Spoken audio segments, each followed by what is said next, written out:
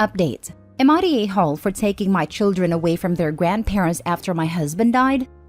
Original post. I, 34 female, met my husband while I was doing an exchange semester in Australia when I was 20. We later got married and I moved to Australia permanently. We have 2 kids, 6 female and 4 male, and I'm now 4 months pregnant. My husband passed away 3 months ago. It was and still is horrible. With my husband not being here anymore, I want to move back to my home country. I think it will be good for my kids because the education system over there is heaps better, but the main reason is that I need my family. My 4-year-old doesn't really have an opinion on it, while my 6-year-old is excited because my parents have horses.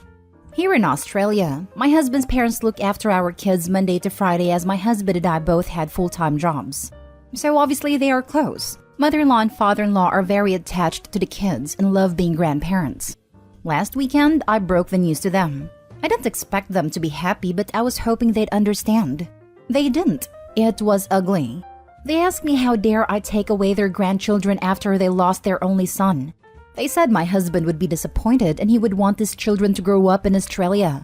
I had to leave because I couldn't handle the situation. I feel guilty because my husband did want to stay in Australia, but mainly because that's where we settled. I don't think he'd be disappointed. I think he'd understand. But I feel so guilty but also angry. I feel like it was cruel of mother-in-law and father-in-law to say what they said. I plan to come back to Australia regularly because I don't want to deprive my children of their heritage, and it has become my home over the years. Basically, is it wrong to move back home? Now for the top comments before reading the update. No a-holes here. These situations just come up when a loved one dies. You need your family and they need theirs. I'm not going to call someone an a-hole for reacting adversely during their grief, and I'm not going to call someone an a-hole for wanting a support system. I completely agree with this. Just a sucky situation. Is there any way the grandparents could move too? If he's their only child, there wouldn't be other children keeping them in Australia. I don't think they can move. They only speak English. Immigration policy won't allow it, and they pretty much live off Centrelink. But they are welcome to visit and will visit too. What is your home country? That's a pretty messed up immigration policy. And people try and say America has a restrictive immigration policy. Switzerland. No a-holes here.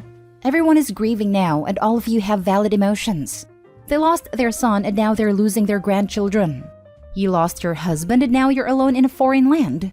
Family therapy is definitely needed here, but I don't think anyone is the a-hole.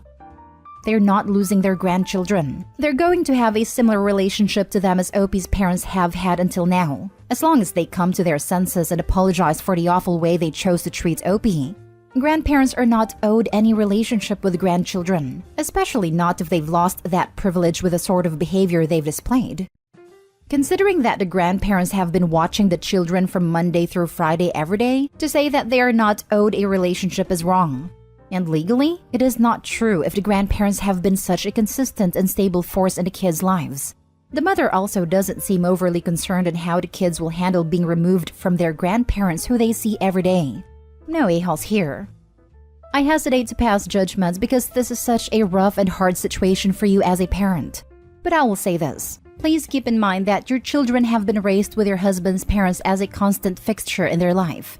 Your kids are too young to grasp what it means to be in Switzerland versus Australia and their grandparents, who have raised them almost as much as their parents, who they have seen nearly every day of their remembered lives, gone. Going from that consistent exposure to seeing them only a few times a year will not be a smooth transition, and you can't assume it will. Just because the 4-year-old doesn't understand what's going on, and the 6-year-old is excited because horses. You have to do what is best for your family. But rest assured your parents-in-law are not being a-holes. Your children will be devastated. There will be an adjustment period and it will not be easy. Now for the update. It's been nearly 3 weeks since my last post. A lot has happened since. First off, we're back home in Switzerland and the kids are okay.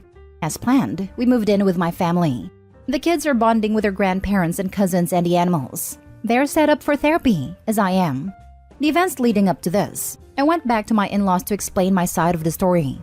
I told them again that we would be coming back, but that right now I need to make sure that I can be a good mom to my kids. They were very understanding and asked if they could take the kids the next day.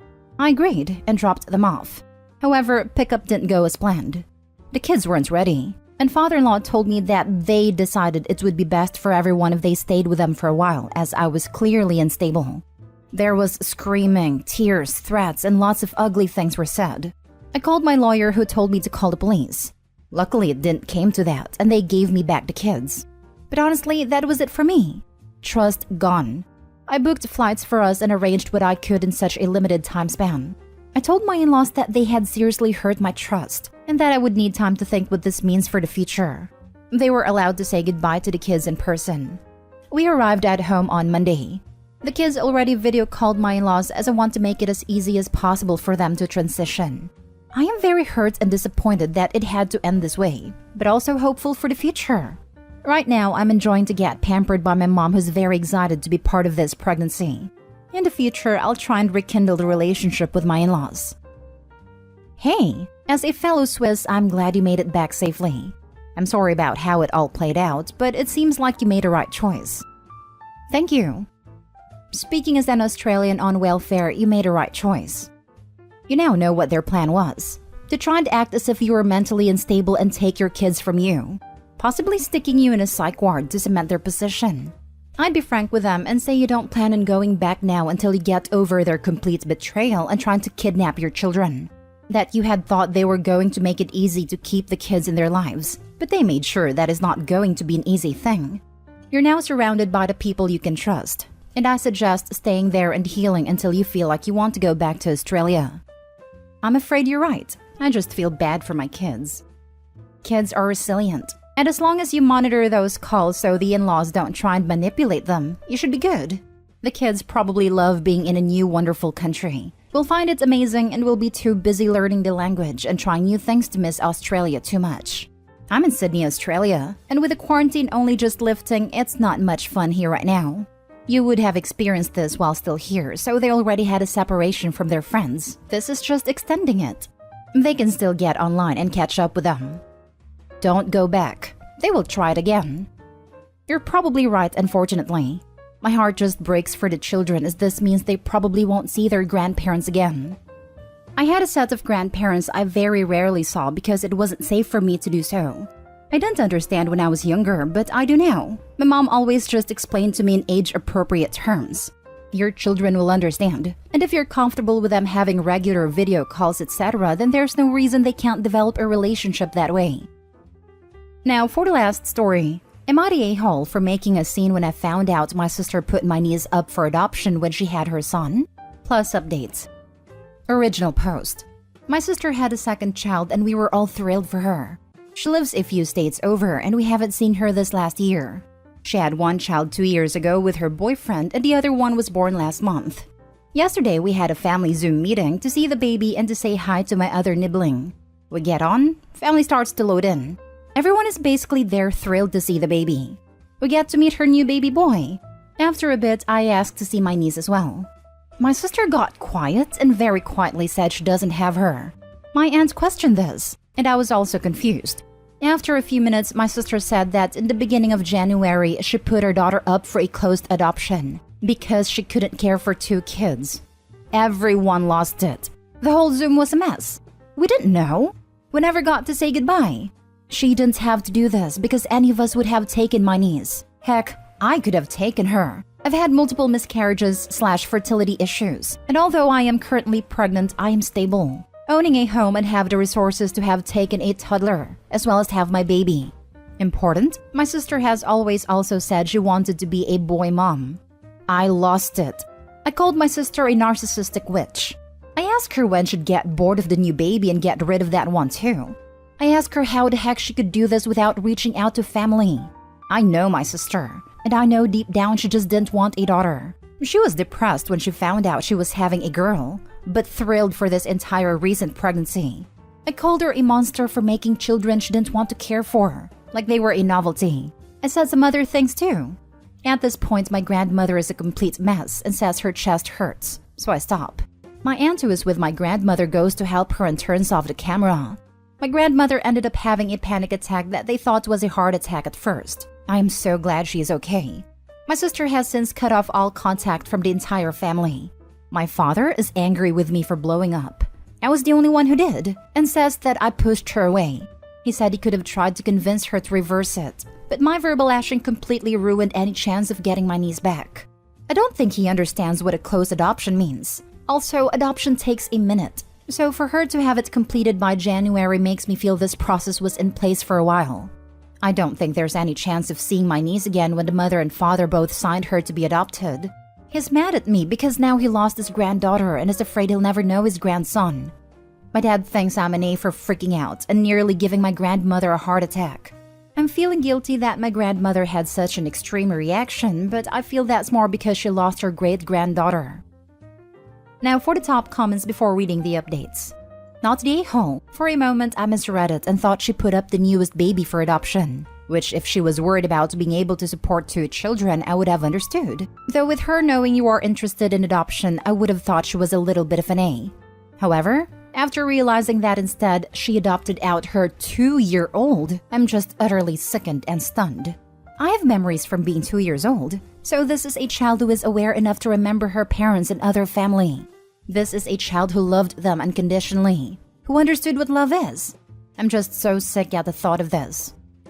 Apologies for jumping on the top comment, and I know this is very dark, but I think OP needs to contact the police to check that the girl was in fact legally adopted by a family.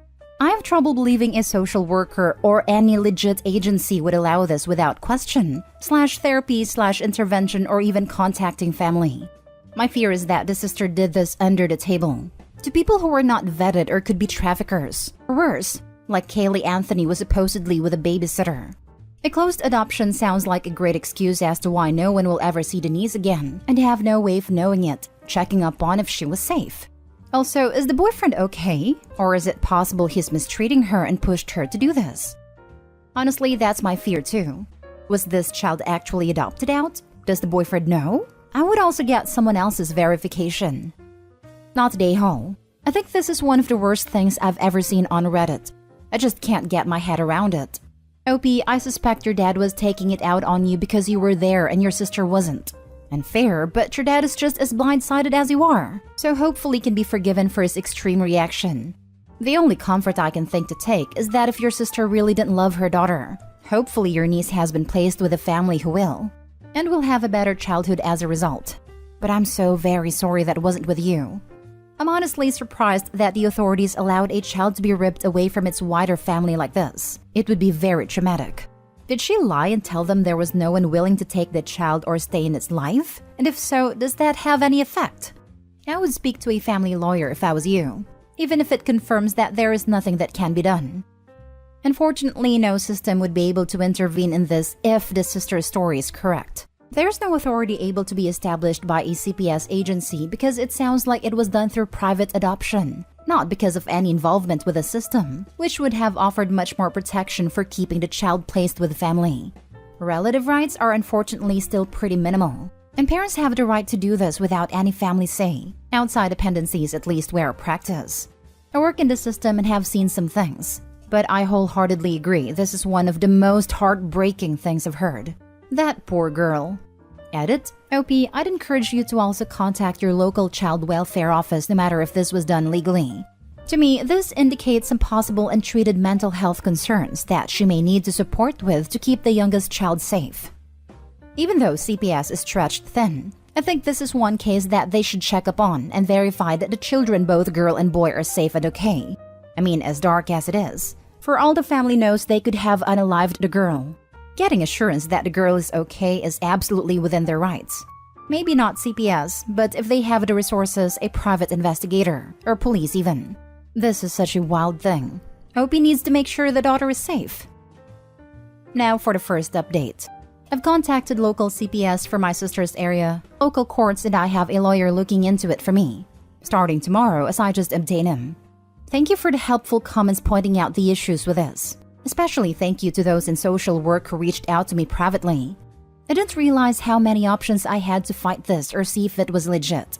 I'll update when I find more out from the lawyer. Lots of people commenting this is fake.